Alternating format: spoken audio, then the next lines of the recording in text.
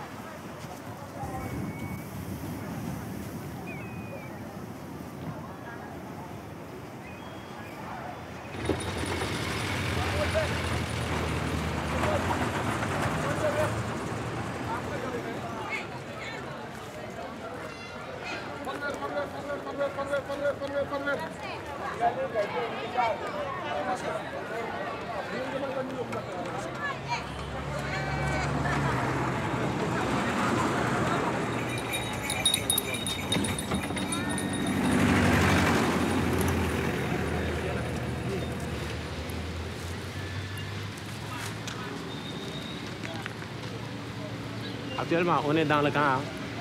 C'était là où logeaient les tirailleurs, ici, sur cette terre. Ici. Mais tout ça, on ne voit plus. On ne les voit plus maintenant avec les infrastructures. On a créé ici des hôpitaux, des écoles, des routes. On a tout enlevé. Voilà. C'est ça. Mais moi, j'aurais vraiment aimé qu'on fasse une statue ici, au milieu de Thiaroye, qui pourra nous rappeler l'histoire. Une statue de quoi, d'un tirailleur? Oui, d'un tirailleur, oui, pourquoi pas. Mais Thiaroye devait être un lieu de pèlerinage. Ouais, voilà, et chaque année, les gens viennent ici. Recueillement. Voilà, pour dire que vraiment, nos grands-pères, on les a enterrés ici. Mais où exactement? C'est ça le problème. Où? En tout cas, on sait qu'ils sont ici, dans cette terre. Mais où exactement?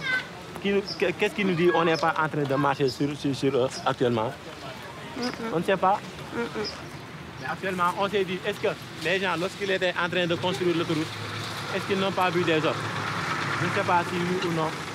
Mais en tout cas, bon, selon nous, selon l'histoire, c'était le lieu exact où les tirailleurs ont été enterrés. C'était ici. L'espace que tu vois là. Voilà.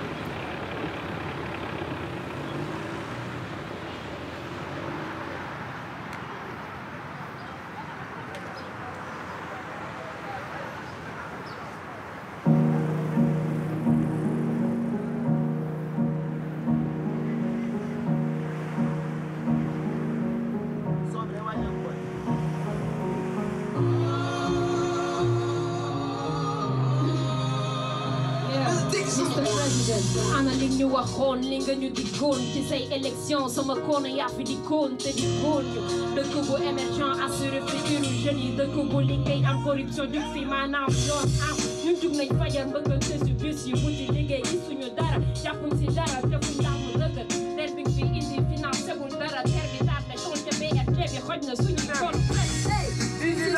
suma président bi dinaa ko sama président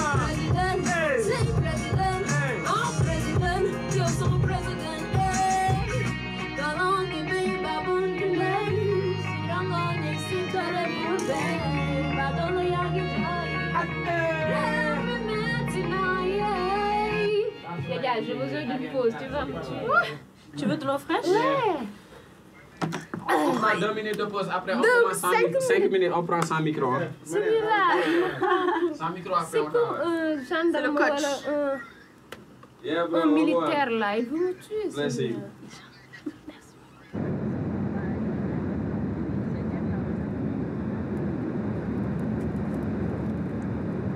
Sérieux, il y avait pas mal d'entre eux qui ne savaient même pas utiliser une arme.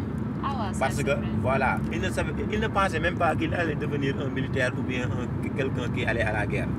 Ouais, après ça dépend des périodes. Il y a eu des périodes où ils recevaient vraiment un entraînement Après on les a militaire. On les a formés. Surtout au début en fait, surtout au début de la période des Il y a des gens qui disent que le mot tirailleur est venu de là, tire ailleurs.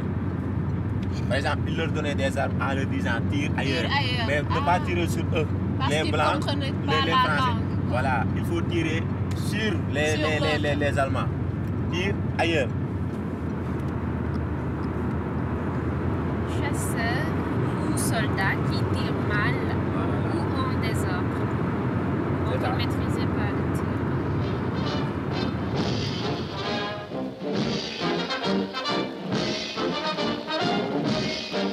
À Dakar, l'entraînement des troupes noires se poursuit avec méthode.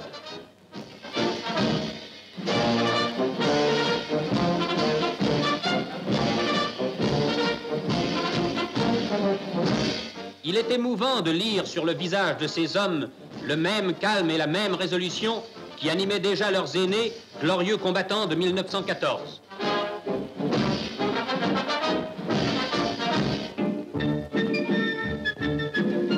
Et c'est en portant leur barda à la mode du pays que les nouvelles troupes gagnent les navires qui les transporteront en France, où courageusement elles rempliront leurs devoirs aux côtés des troupes métropolitaines.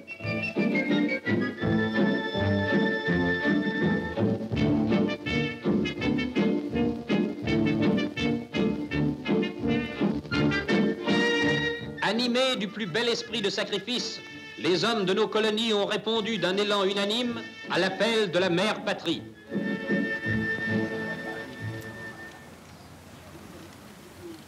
Salam alaikum. Je m'appelle Aïcha. J'ai passé une grande partie de mon enfance à Thiaroye. Et j'ai écrit une pièce de théâtre autour de l'histoire du massacre de Thiaroye. Je suis déjà très, très honorée d'être présente aujourd'hui et de pouvoir vous écouter. Alors, moi, c'est Maggie. Je suis artiste, chanteuse, rappeuse, activiste en même temps. Je suis Babacar Diokh, de Thiaroye Gare, artiste comédien aussi, scénariste, acteur de cinéma aussi. Je suis la rencontré. Content de l'on si gis bi la gis. Je suis le fils de Mbap Senghor qui a été victime comme ses camarades là du massacre de Thiaroye le 1er décembre 1944. Je me rappelle de cette histoire parce que le jour des funérailles, les gens sont venus dans la maison. J'ai demandé à ma grand-mère, c'est-à-dire la maman de mon père, mais grand-mère, qu'est-ce qui se passe? Elle me dit c'est ton papa qui est décédé. Ils ont demandé des renseignements à mes parents là. Mais à cette époque-là, comme j'étais au CM2, quand le chef de bureau militaire est sorti, je me suis penché comme ça sur sa table et j'ai vu que mon père Mbap Senghor portait bien le mètre qu'il 32 124. Alors je l'ai noté jusqu'à présent. 32 124. 32 124.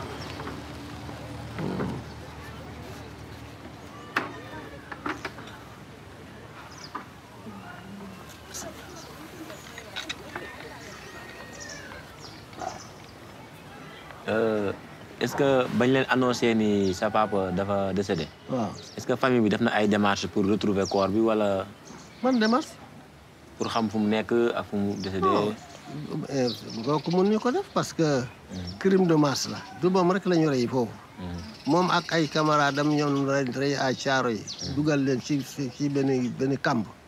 Kamb moo charnier. Ah noonu noo koy mën a xamee. Ah li ñu indi daal dinañ indi daal bi ñu ko reyee. Mooy benn valise. Ak benn lan sais pas benn xaw ma kayit lañ la wax la xaw ma bu taq dara. moom papa moom ba muy dem fële pour nekk tirailleur dafa fekkoon mu nekk si armée bi ba pare wala après moom moo porté wu volontaire pour dem bokk si ñi def recrutement bi. non amul temps yooyu amul volontaire.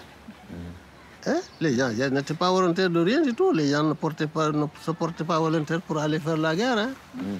Ah non, on les enrôlait de force. Ils sont partis au secours de la France. Mais la France a oublié ça en 1944. Mais les gens qui ont fait le front, qui sont revenus, qui ont demandé seulement à rentrer en position de l'opprime, hein, vous les massacrez comme ça parce qu'ils ont osé demander l'opprime. Vous rentrez comme c'est lâche. Ouais. Ils refusent même de reconnaître le crime en disant oui, que ces gens-là ne sont pas morts pour la France. C'est ton encore. Alors que c'est des Français qui les ont tués. Est-ce que vous faites quelque chose le 1er décembre, chaque 1er décembre? Chaque mois de Ramadan, sinon chaque fois que je pars à Dakar, je passais là-bas pour leur faire des prières là. Dans le cimetière? Dans le cimetière Au cimetière là, oui. Mais j'avoue que je ne sais pas, j'ai vu des tombes enterrées là, d'autres me disent que non, c'est dans un charnier, etc. Voilà. Les corps ont été éparpillés dans le sol de Thiaroye, mais on ne sait pas où et où exactement. On le sait, ils racontent des histoires. Ils le savent. Ils savent bien que les charniers là se trouvent quelque part. Mais ils ne veulent pas dire la vérité. Ils ne veulent pas dire la vérité.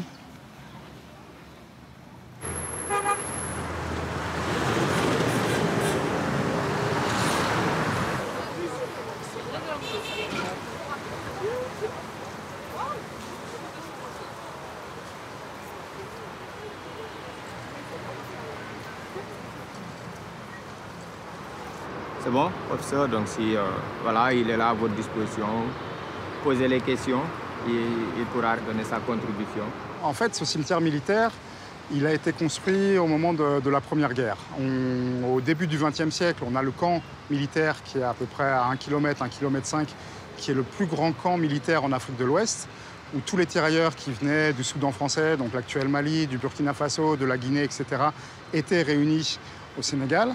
Et c'est à partir de là, c'est à partir du camp de Thiaroye puis de Dakar qu'ils ont embarqué pour la France pendant la Première Guerre mondiale et pendant la Seconde Guerre mondiale. Il y a à peu près 200 000 Africains qui sont réunis en France, qui vont être défaits avec l'armée française en 1940. Et les tirailleurs qu'on va retrouver à Thiaroye plus tard sont des tirailleurs qui ont été prisonniers de guerre pendant 4 ans, de l'automne 1940 à l'automne 1944. Est-ce qu'on sait à combien s'élevait la somme de ce qu'ils devaient gagner? On parle en fait du rappel de solde de captivité. Donc, malgré le fait qu'ils aient été prisonniers entre 40 et 44, ils avaient une solde chaque jour qui sont notés sur des carnets. Et c'est cette somme qui, au moment de leur démobilisation, devait leur être versée. Et qui n'a pas été versée. Est-ce que les Français les ont tués pour qu'ils arrêtent de demander l'argent?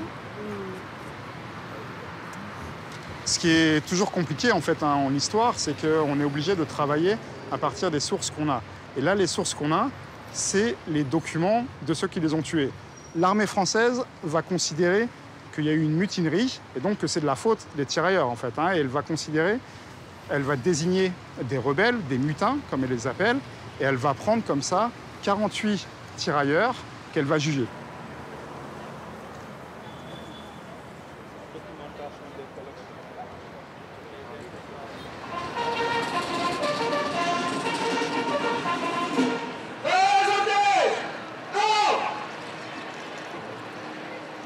Les événements qui ont eu lieu ici en décembre 1944 sont tout simplement épouvantables, insupportables. Et la France se grandit chaque fois qu'elle est capable de porter un regard lucide sur son passé.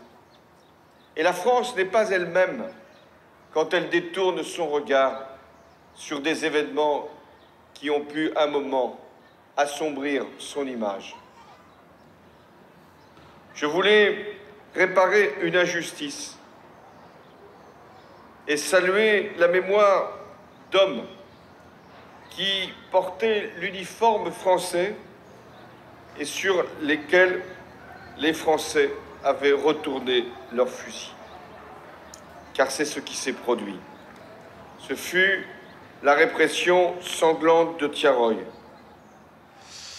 Alors François Hollande, dans son discours, emploie le mot, l'expression de répression sanglante.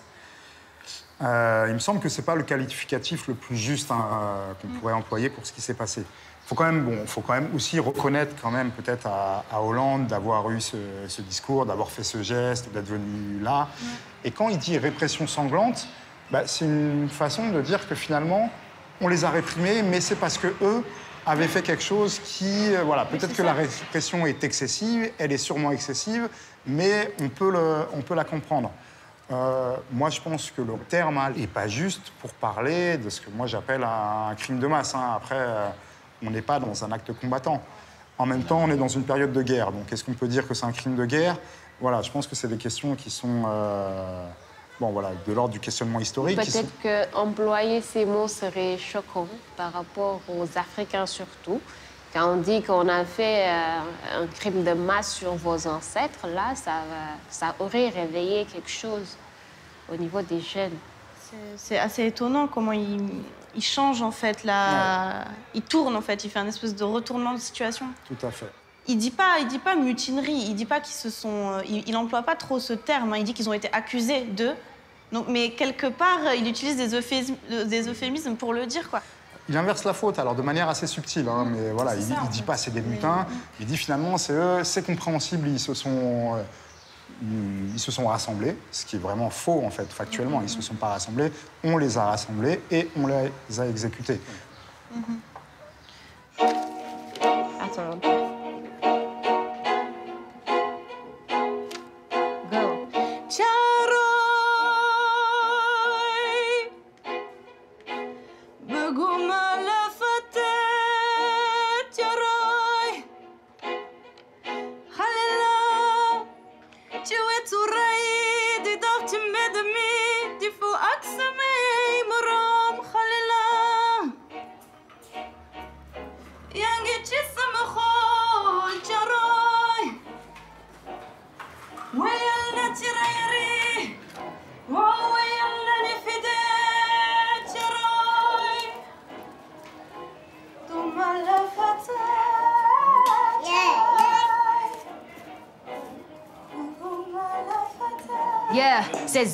Ces hommes se sont battus pour ta liberté. Ces hommes, frères d'armes, des blancs déjà payés. Ces hommes réclament leur dû avant le camp levé. Ces hommes, des tirailleurs lâchement exterminés, sans défense désarmés au service de l'armée française. Assassinés, mitraillés, puis enterrés dans des fossés. 3 par 3, 4 par 4, vous les avez enterrés. Puis vous mentez en disant qu'ils se sont rebellés. C'est un crime contre l'humanité. Commis en France, assumez vos responsabilités. Un truc comme ça, tu vois. Un truc comme la la la la la la la la la la la la. Après on dit ça. Thiaroye, tu dépasses. Thiaroye, tu... C'était ça, on Thiaroye, tu dépasses, tu m'attrapes dans ma tête, tu résonnes. Ta revendication dépasse, tu portes la résistance. Thiaroye, tu dépasses, tu m'attrapes dans ma tête, tu résonnes. Ta revendication dépasse, tu portes la résistance. Thiaroye, Thiaroye, Thiaroye, Thiaroye, Thiaroye, Thiaroye.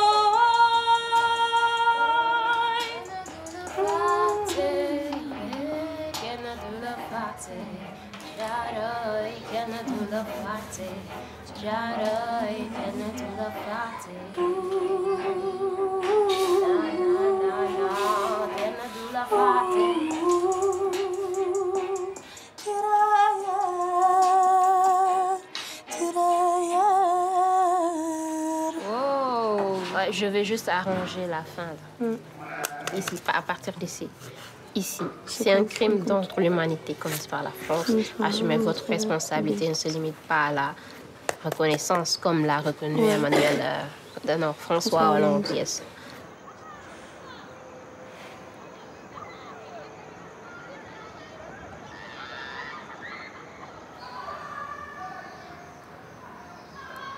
Doudou Diallo, c'est un Sénégalais. Il est né en 1918, donc il a 26 ans. C'est quelqu'un qui est, comme la plupart, c'est quelqu'un qui est dans la vingtaine, qui est assez jeune. Voilà. Il a été tué? Doudou Diallo? Oui. Non.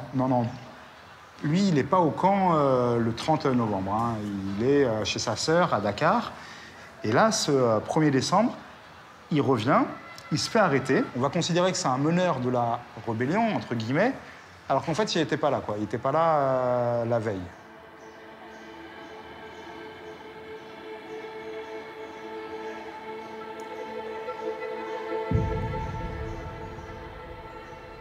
Il a été embarqué en France à partir de 1940. Il a d'abord été fait prisonnier dans les Vosges, et puis après, il est fait prisonnier au camp de la Marne, à Rennes. Et d'ailleurs, il est avec Mbab Senghor à ce moment-là. Ils sont prisonniers ensemble, ce qui est un des plus grands camps de prisonniers coloniaux à ce moment-là.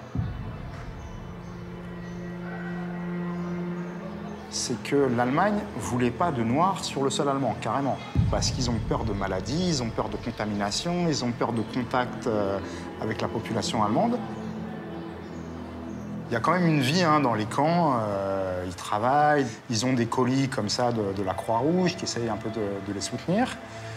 Et il y a des histoires humaines qui se créent. Hein. Notamment, là, on a Doudou Diallo hein, sur cette photo. Avec une petite fille qui s'appelle Maïté, qu'il a eue en fait avec une marraine de guerre, je présume. Donc, il travaille dans le camp de prisonniers, hein, il travaille pour les Allemands. Mais à partir de 1944, il va se mettre à aider des réseaux de résistants à l'extérieur du camp. Donc, il y a aussi beaucoup de tirailleurs hein, dans ces camps qui vont réussir à s'évader et qui vont soit intégrer des maquis un peu plus tard, soit certains réseaux de résistance hein, et qui ont participé à la lutte contre l'occupant allemand en France à ce moment-là. À l'automne 1944, les prisonniers de guerre qui sont dispersés un petit peu partout sur les territoires français vont commencer à être réunis pour être rapatriés. Et il y a une circulaire administrative hein, qui a été édictée un petit peu avant et qui dit que le paiement doit être liquidé, mais un quart à l'embarquement, à Morlaix en Bretagne, et les 3 quarts en Afrique au débarquement. Toujours est-il qu'il y a certains tirailleurs qui ne vont pas croire ces promesses, hein, qui vont commencer à réclamer leur argent à ce moment-là, tout leur argent qui leur est dû, et qui ne vont pas croire qu'on va leur donner une fois débarqués à Dakar, et qui ne vont pas embarquer. Il y a à peu près 315 tirailleurs qui refusent d'embarquer. C'était juste une promesse pour les voir déguerpir de leur territoire?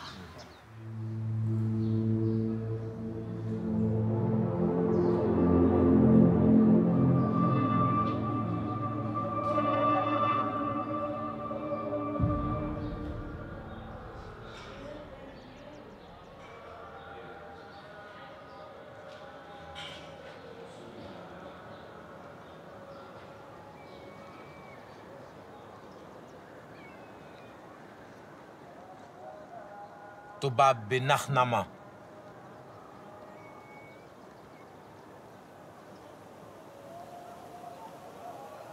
wan ñëpp gannaaw ngir ñëw feral say rangooñ dimbali la suturaal la sigil la si kanamu àdduna yëpp ba ñu naw la gën laa jox sa gëdd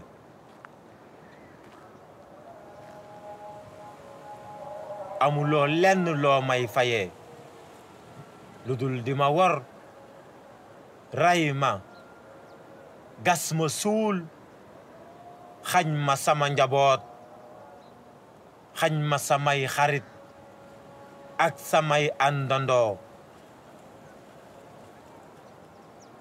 lii duma la ko baal duma la ko baal duma la ko baal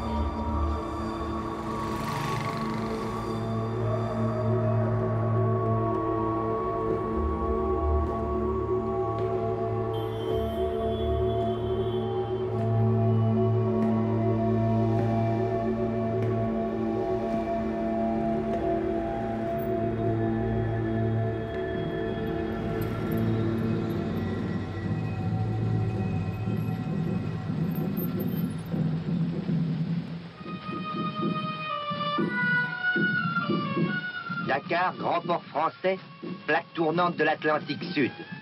Clé de la route du Cap. Ce port que l'Angleterre voulait s'approprier a été défendu victorieusement par nos marins, nos aviateurs et nos soldats.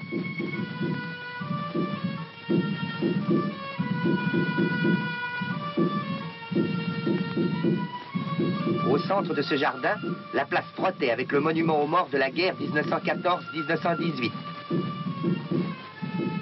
Et voici le palais du gouverneur général de l'AOF. C'est de là qu'est parti l'ordre de résistance. C'est là que fut conçue la réponse cinglante à l'ultimatum britannique. À une fenêtre de ce palais, voici le gouverneur général Poisson contemplant la ville qu'il a su conserver à la France. Dans cette école indigène, ces petits noirs continueront à étudier le français. Protégés par ceux qui ont su les défendre, ils apprendront chaque jour à mieux connaître la France nouvelle et celui qui en est le chef.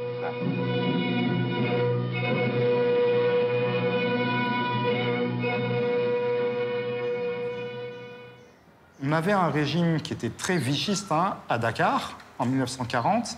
La plupart des officiers et des officiers généraux collaborent avec le gouvernement allemand d'occupation. Et effectivement, c'est le cas aussi des trajectoires des officiers qu'on va retrouver à Tiaroy en 1944. Les tirailleurs coloniaux, les soldats africains, c'est pas dans leur priorité, au moins ils sont dans leurs stéréotypes coloniaux. Et puis, on le redira, mais eux ont été aussi des planqués. Les officiers français présents à Dakar, c'est quelque part des planqués par rapport aux soldats africains de cette époque. Le 27 novembre 1944, il y a un premier convoi de tirailleurs qui doit partir à destination de Bamako. Et en fait, là, les gars vont refuser de monter.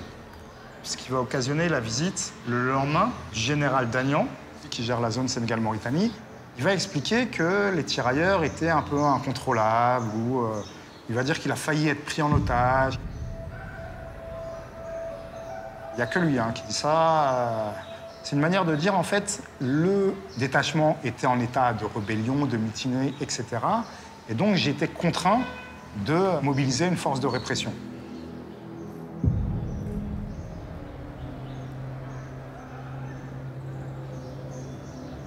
Et il va sortir cet ordre numéro 1, qui est ici.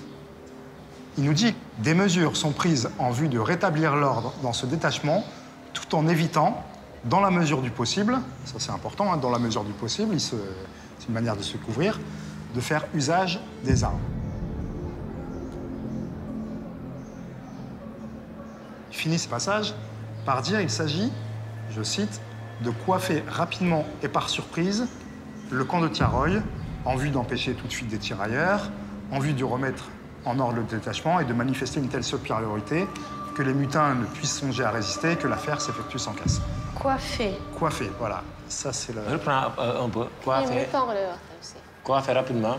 Coiffer rapidement et par surprise, ça veut clairement dire qu'il n'y aura plus d'espace à la discussion, à la négociation, à quoi que ce soit. Il s'agit de les encercler, de faire aussi que l'affaire s'effectue, l'affaire, entre guillemets, dans un espace clos, quoi. Ouais, en huis clos. Que personne ne soit témoin de ça. Moi, il y a un truc que je comprends pas, là.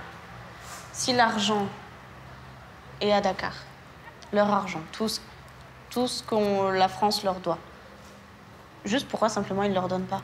Je comprends pas. Où est le problème, en fait? Qu'est-ce qu'ils ont fait de cet argent? Il est passé où après cet argent? Ça, personne ne comprend. Personne ne comprend pourquoi... Tu vois, il est où le problème? Ils réclament leurs droits, ils réclament leur argent. L'argent est là. Pourquoi ils ne leur donnent pas, tout simplement? Ça, beaucoup de gens l'ont dit dès l'époque. Il n'y avait pas besoin de monter cette opération de répression. Il suffisait de payer les tirailleurs. L'argent était là. Il suffisait de leur régler ce qu'on leur devait. Et effectivement, c'est un truc de vouloir s'en débarrasser le plus vite possible. C'est peut-être un détournement de fonds. Ça, c'est une hypothèse aussi qui est très plausible, sur laquelle moi, je ne peux pas la confirmer. Mais en tout cas, c'est une hypothèse de travail. Et toujours est-il que, bon, ça se passe comme ça. On n'est pas sur du petit équipement, quoi. On est vraiment sur des armes de guerre, mais ce qu'il y a... En gros, c'est les chars, là, les blindés. Ouais. Il y a les chars avec les chenilles, là. Qu'on voit dans les films. Elle est en guerre. Il y a les automitrailleuses et après les off-track, c'est des autos aussi, on a installé des mitrailleuses dessus. En tout cas, on sent que c'est pas très bon et qu'ils sont pas dans une démarche de discuter de comment calmer la situation. C'est vraiment, il s'agit de... Une démonstration de force. Mais ce qui est clair, ça veut dire qu'il y avait une chose qui se préparait. Voilà. Ça se préparait, en fait. Et il parlait avec un langage codé. Ouais. Il faut que l'affaire se passe sans casse. Mais quoi? Le 30 novembre, on a ce télégramme qui vient de Dakar, qui est une manière, en fait, de mettre Paris devant le fait accompli. Il nous dit « Je prends disposition pour empêcher, au besoin par la force, aggravation du mouvement et rétablir autorité et prestige. » Il n'y a pas eu de réponse de Paris, là? En tout cas, elles ne sont pas disponibles. Ah. Moi, je ne sais pas si c'est des choses qui ont été enlevées des archives. Voilà. Le fait que ça arrive là-bas à 1h du matin et que l'opération commence à 5h du matin le jour même, on se dit que dans les bureaux à Paris, peut-être qu'ils dormaient, quoi. Donc, on n'a pas de Alors, dans ce cas, pourquoi j'entends beaucoup sur cette histoire-là que De Gaulle était au courant? C'est vrai que c'est une interrogation que beaucoup d'historiens se posent. Est-ce que De Gaulle a donné un ordre? Mais ça aurait du sens. C'est une zone d'ombre. Ce qui est certain, c'est que De Gaulle a rien fait par rapport aux tirailleurs qui étaient emprisonnés après. Et toute la suite va montrer qu'il s'agit effectivement de maintenir les colonies sous le giron des autorités françaises. Et à n'importe quel prix, en fait. Et au prix de victimes et au prix de massacres, etc.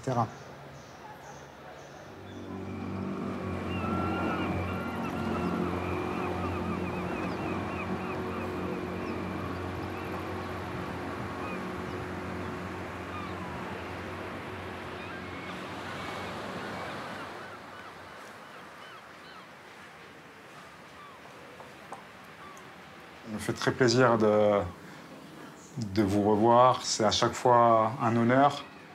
Et je sais tout le parcours que vous avez, que vous êtes engagé à partir de 1947, je pense. 47, ouais. Décembre 47. J'avais 18 ans. Décembre 47, ouais. Et moi, j'avais une question sur le 1er décembre 1944. Parce qu'on a déjà un petit peu parlé de ça, sur le moment, ce qui s'est passé... Bon, Tiaroy, quoi. Sur le moment, non, je sais Tiaroy, nous, on était venus en vacances. On retournait, on avait pris le train à la gare de Dakar. On rentrait à l'école. Arrivé à Tiaroy, on voit des militaires qui arrêtent le train. Le chef de gare nous dit, le train ne peut pas partir. Parce qu'il y a une histoire au camp là-bas. On était gosses, on ne savait pas, mais tout d'un coup, on a entendu des coups de feu. Tout le monde criait, tout le monde, qu'est-ce qu'il y a? Qu'est-ce qui se passe?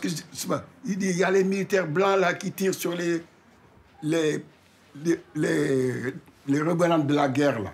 C'est comme ça qu'on a su, qui tiraient sur nos frères tirailleurs. Est-ce que vous avez entendu les coups de feu? De la gare, on entendait nettement les coups de feu. Nettement. Nettement. C'était pas loin, la gare de Tiaroy et le camp. On se dit, mais qu'est-ce qui s'est passé? Peut-être c'est la guerre. C'est après qu'on nous a expliqué que ces soldats-là ne réclamaient que leur dû. Les indemnités qu'on leur devait pendant la guerre. Pour ne pas leur donner ça, on les a tués. C'est comme on nous a fait ici. Ce n'est pas normal. Je m'excuse du terme de vous le dire, mais la France est ingrate envers nous. Combien d'anciens combattants sont morts dans la misère? Quand tu vois un copain français en France qui touche 3 fois ou 4 fois ce que tu touches toi, mais c'est pas normal. C'est pas normal. Des copains avec lesquels tu as bourlingué un peu partout, tu as fait l'Indochine. J'ai fait deux séjours d'Indochine. J'ai terminé après en Algérie. Pourquoi? Martin, je ne dis pas ça pour vous blâmer, mais la France n'a pas payé l'Afrique.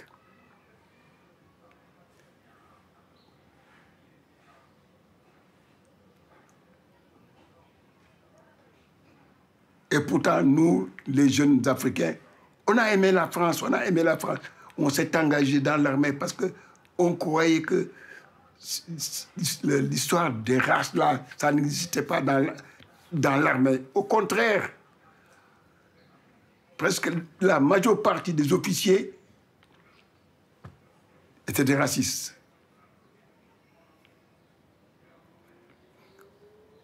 Combien de fois j'ai été cassé, rétrogradé, parce que j'avais le franc-parler, j'étais révolutionnaire. Même c'était sur mon livret, c'était marqué « Esprit révolutionnaire ». Ne peut pas faire un officier ni un sous-officier.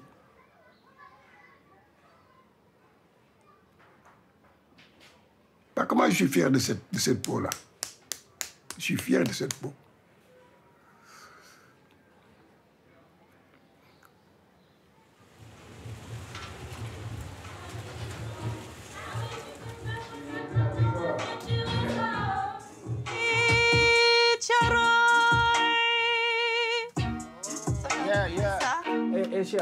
Dans le son, si on pouvait avoir un truc comme genre, ça sonne un peu militaire là, je le sens. Yeah, ouais. Yeah, il faut mettre ça en valeur. Avec un pièce, un kick qui marque ça. C'est un crime de masse commis par la France. Assumez votre responsabilité car il est temps. Quoi? Responsabilité, ça veut dire quoi? Assumez votre responsabilité car il est temps. Non, assumez votre responsabilité. Responsabilité, il est temps. Voilà, c'est ça. Assumez vos responsabilités, il est temps. Let's go. C'est un crime de masse commis par la France. Assumez vos responsabilités, il est temps. Yeah, tu vas commencer. Perfect. That's good.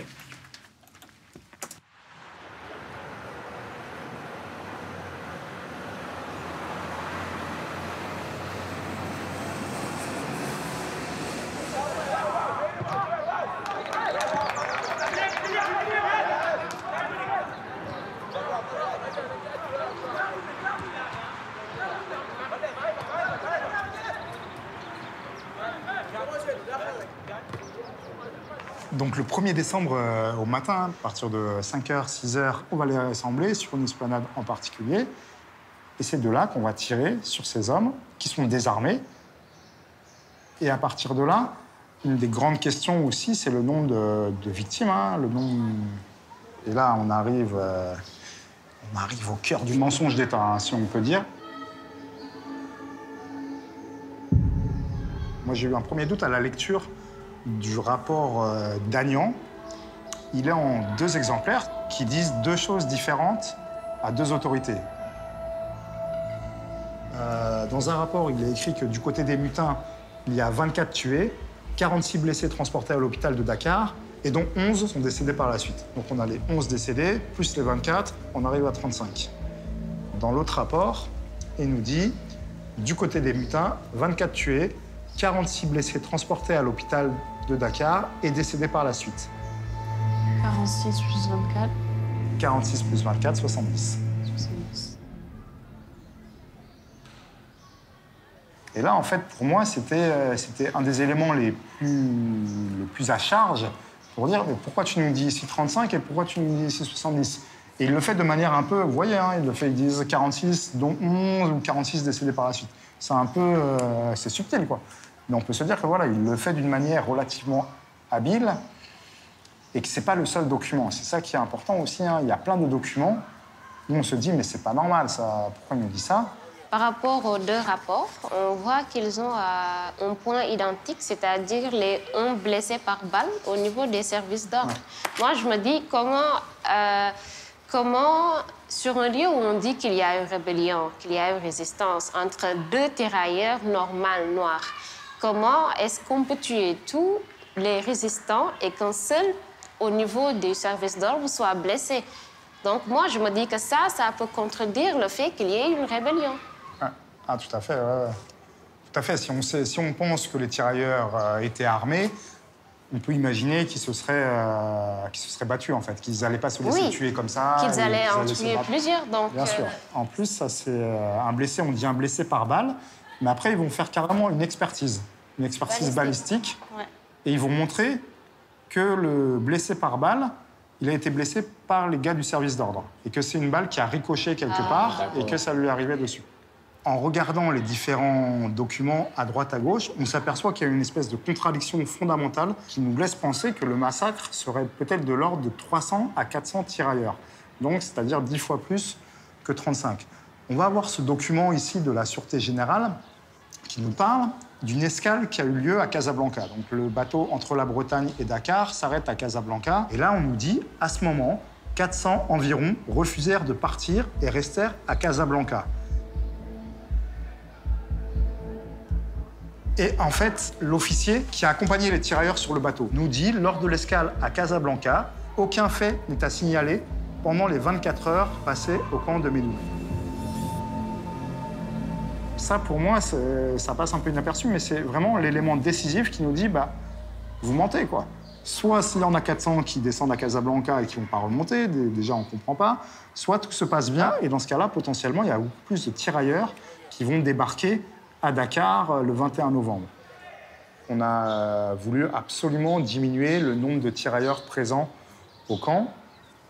Et si on les a diminués, c'est pour une raison très simple, c'est pour diminuer le nombre de victimes. Alors, moi, par rapport au nombre de victimes, comment tu peux enterrer 400 corps entre 9h et 11h ou midi, je sais pas. Enfin, c'est énorme, 400. 400, c'est... Non, alors là, c'est vraiment c'est la question qui vient après, celle du bilan, c'est où seraient les corps.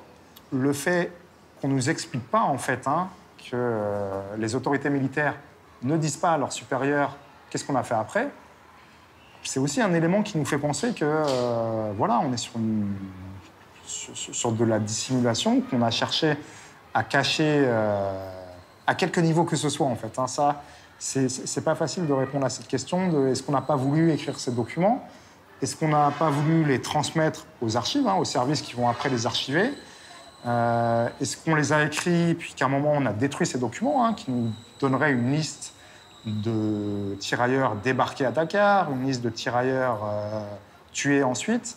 Donc c'est des gens qui avaient, voilà, qui avaient un nom, qui avaient une identité, un visage. Et puis, du jour au lendemain, on ne sait plus, ça devient des victimes anonymes, comme ça.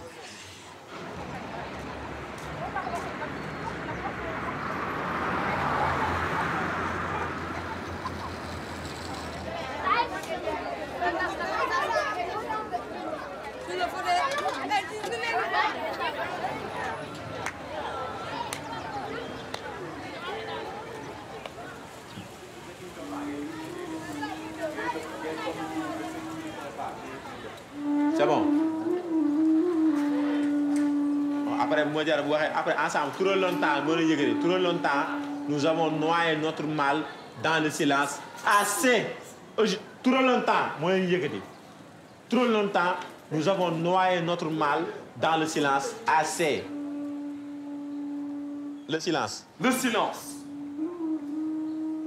Le silence du cimetière de Thiaroye vous appelle sans cesse par ses bouches muettes. Des tombes vides de ceux qui n'y sont pas. De ceux qui réclament leur sépulture. De ceux dont leurs corps sont éparpillés quelque part sur cette terre rougie de leur sang. Trop longtemps, nous avons noyé notre mal dans le silence. Assez. Aujourd'hui, nous réclamons que la vraie version de l'histoire se fasse connaître. Nous réclamons au moins des funérailles dignes de leur sacrifice. Nous réclamons que l'histoire dévoile sa vraie vie. Nous réclamons de faire Nous réclamons que l'histoire dévoile toute sa vérité. Nous réclamons que l'histoire dévoile toute sa vérité. Nous réclamons de faire le deuil de ces tirailleurs massacrés. La réhabilitation de leur dignité bafouée et celle de leurs frères emprisonnés et condamnés. Merci, c'est bon.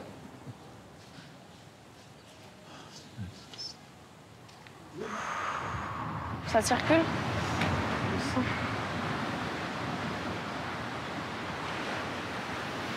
C'est bon, tu peux ouvrir les yeux. Regarde-moi. On y va. Vas-y.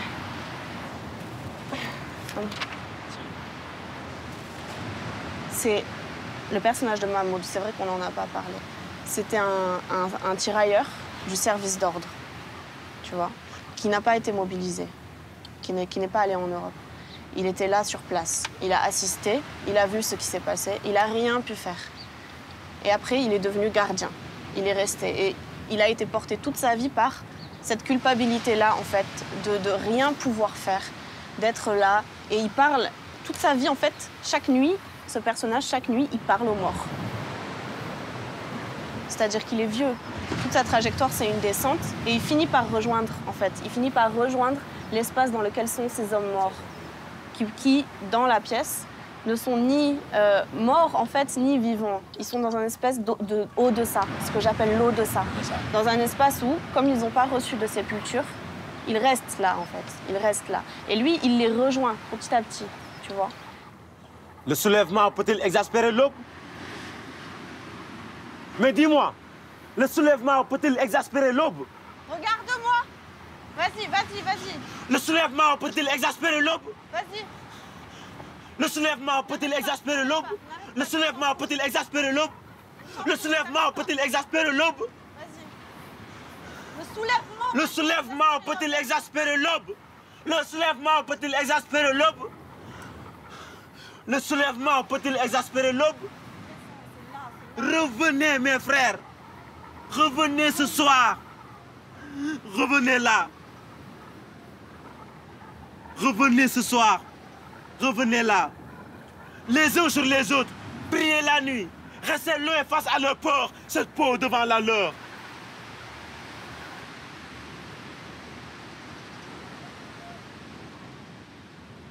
Ce soir, je ne suis plus qu'un vieux. Seul. Assis dans ce cimetière vide. Les tombes sont vides, mais vos corps sont là. Mes frères sous cette terre. Ma peau recouvre vos corps.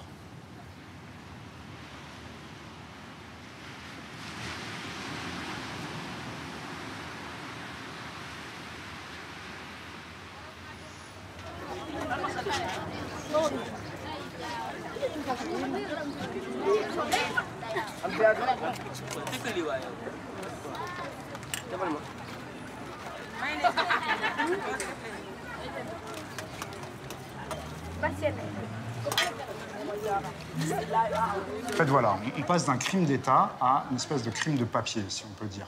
Comment les autorités vont se mettre à fabriquer des meneurs, des coupables, et fabriquer des preuves pour inculper ces tirailleurs et dire que c'est eux qui, en fait, ont commis les actes qu'ils n'auraient pas dû commettre.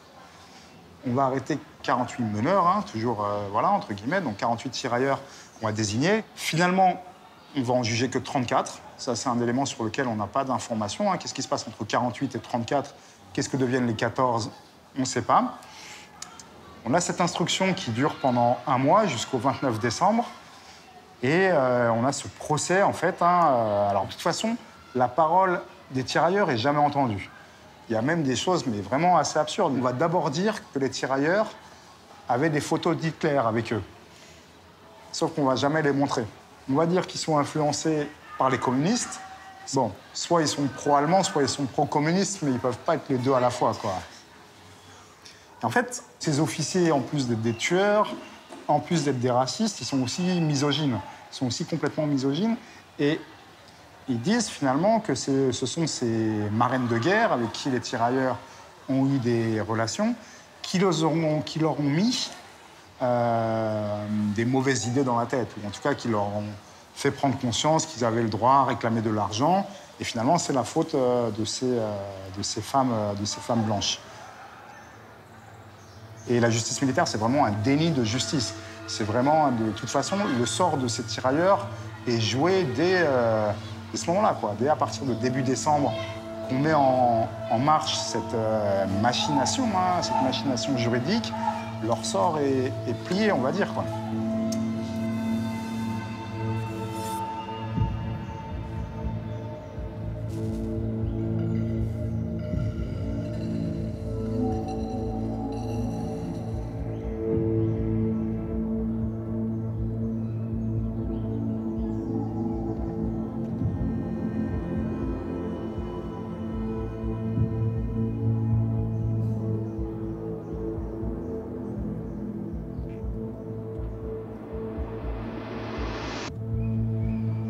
je ne reconnais pas les faits qui me sont reprochés.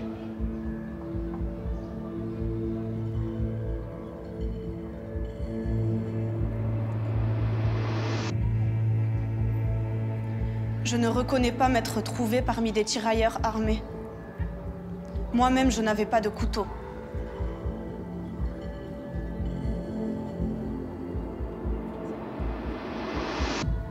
Je nie avoir dit, il faut tuer tous les Blancs.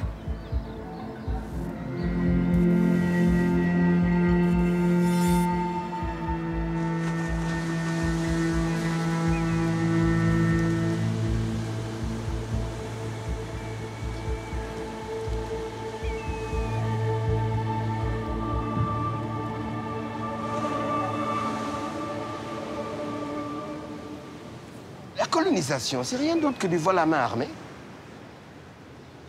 C'est du vol, l'impérialisme. Les impérialistes sont des voleurs, sont des braqueurs. Ce petit événement dans la banlieue de Dakar est un révélateur. Ce crime est annonciateur d'une séquence qui sera quasiment annuelle. Quasiment annuelle.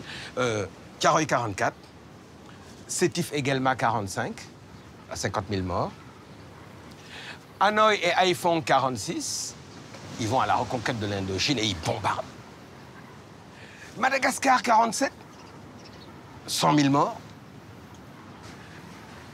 Dimbokro, Bingerville, Korogo, en Côte d'Ivoire 48, parce que le RDA est né et qu'il faut malin. Le Cameroun, dès 49, c'est parti. Le jour où la vérité sur Thiaroye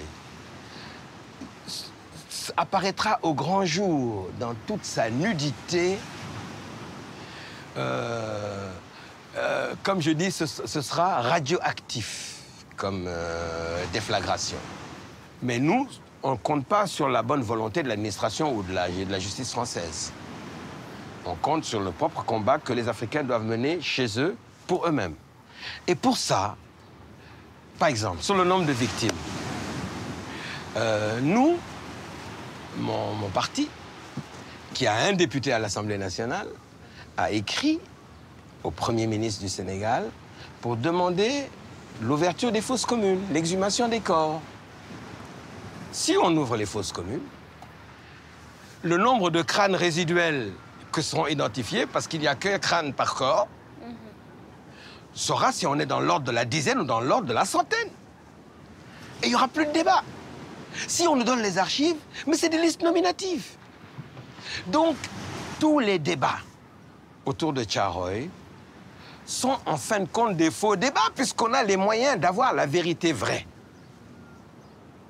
Il suffit de la sortir, au lieu de la planquer, et puis d'assumer son histoire. Ce n'est qu'une question de temps.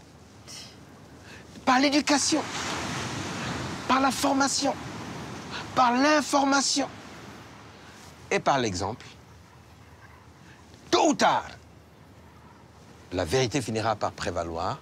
Et à ce moment-là, la réconciliation sincère et définitive devient possible.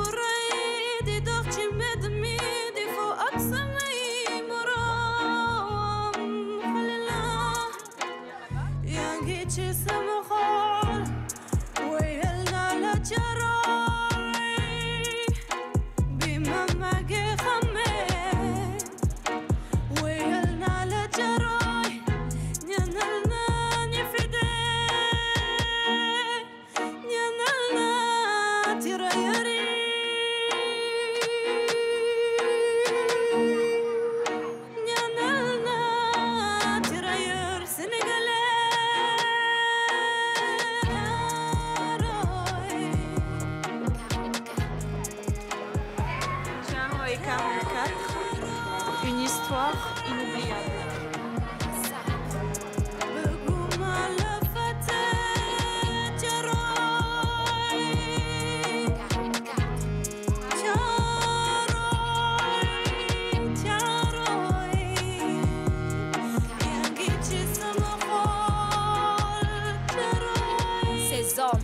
Ces hommes se sont battus pour votre liberté. Ces hommes, frères d'armes, des blancs déjà payés. Ces hommes réclament leur dû avant le camp levé. Ces hommes, ces tirailleurs lâchement exterminés, sans défense, désarmés au service de l'armée française, assassinés, mitraillés et jetés dans des fossés. 3 par 3, 4 par 4, vous les avez enterrés. Puis vous mentez en disant qu'ils se sont rebellés. C'est un crime de masse commis par la France. Assumez vos responsabilités, il est temps. C'est un crime de masse commis par la France. Assumez vos responsabilités, il est temps.